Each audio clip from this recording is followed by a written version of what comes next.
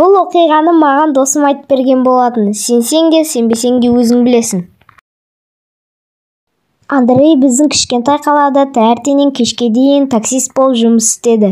Және арасында түні бойы істеп жүрді. Бірде ол ауысымнан үйге кеш қайтты. Түнгі сағат 12 болды. Кенеттен ол пальто киген жіңішке ұзын адамды көрді. Егер оның баратын жолы бір болса алып кетем деп шешті. Андрей оған қандай да бір көмегім қажет пе деп сұрады. Әлгі ер адам еңкейіп көліктің ішіне қарады. Ол сұр түсті үлкен ескі шляпамен болды. Көлеңкесі оның бетін толықтай жауып тұрғандықтан Андрей оның иегі мен кішкентай тістерін көреді. Андрей оның жауабын күтпестен оны ала кетуге бел байлады. Газды басып жеймендеп жүре бастады. Бірақ әлгі оғаш адам қолын көлікке созып есік ашты. Көзді ашып жұмғанша ол артқы орындықта отырды.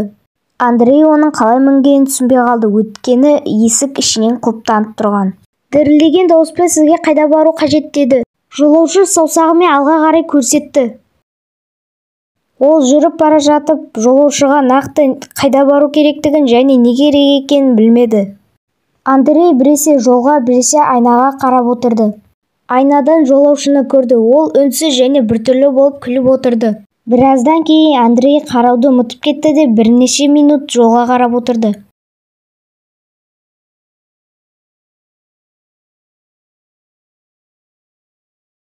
Содан кейін тағы да айнаға қарап артында ешкім жоқ екенін байқады.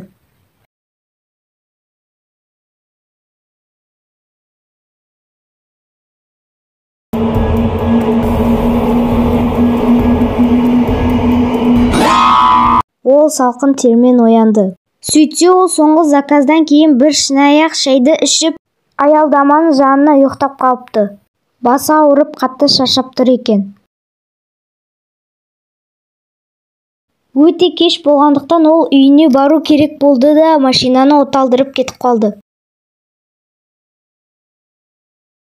Арада біраз уақыт өткеннен кейін Андрей жолдан тағы да ұзын плащ пен шляпа киген адамды көрді. Бұл әлгі түрі қорқынышты ұзын адам еді.